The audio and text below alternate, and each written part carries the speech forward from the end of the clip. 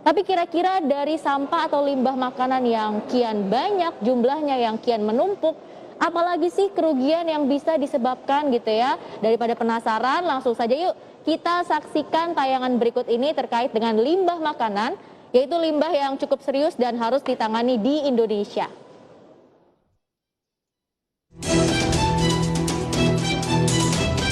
Berdasarkan data pengolahan sampah pada tahun 2017 hingga 2018 dari Sistem Informasi Pengelolaan Sampah Nasional atau SIPSN, Kementerian Lingkungan Hidup dan Kehutanan di beberapa regional seperti Jawa, sampah makanan mendominasi komposisi keseluruhan jenis sampah sebesar 46,75%.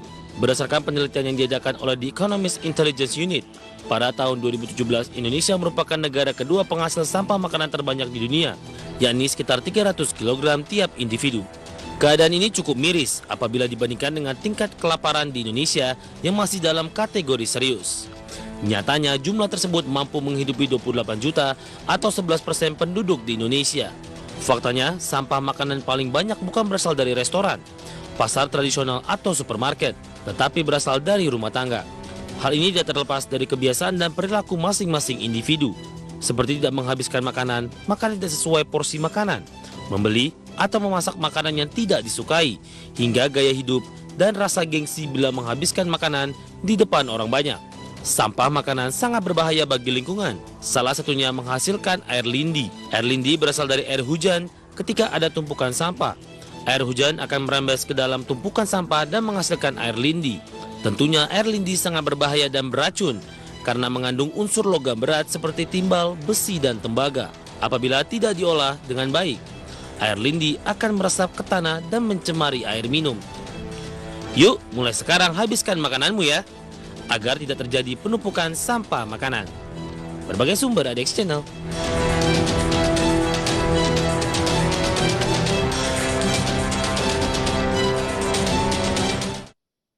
Nah pemirsa, ternyata dari limbah atau sampah makanan yang menumpuk ini bisa mencemari lingkungan ya, dan lebih parahnya lagi nih, dari limbah atau sampah makanan yang menumpuk nantinya ini akan menghasilkan gas metana yang pada akhirnya ini bisa merusak lapisan ozon dan tentu bisa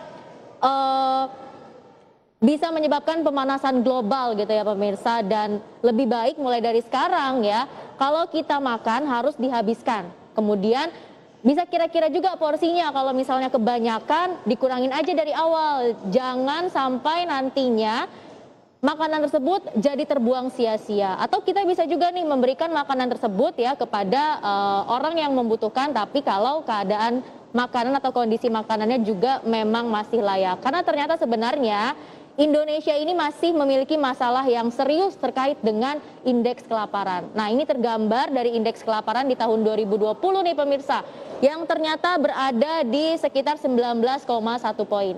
Nah, jumlah 19,1 poin tersebut ini ternyata masuk dalam kategori moderat menuju serius gitu ya.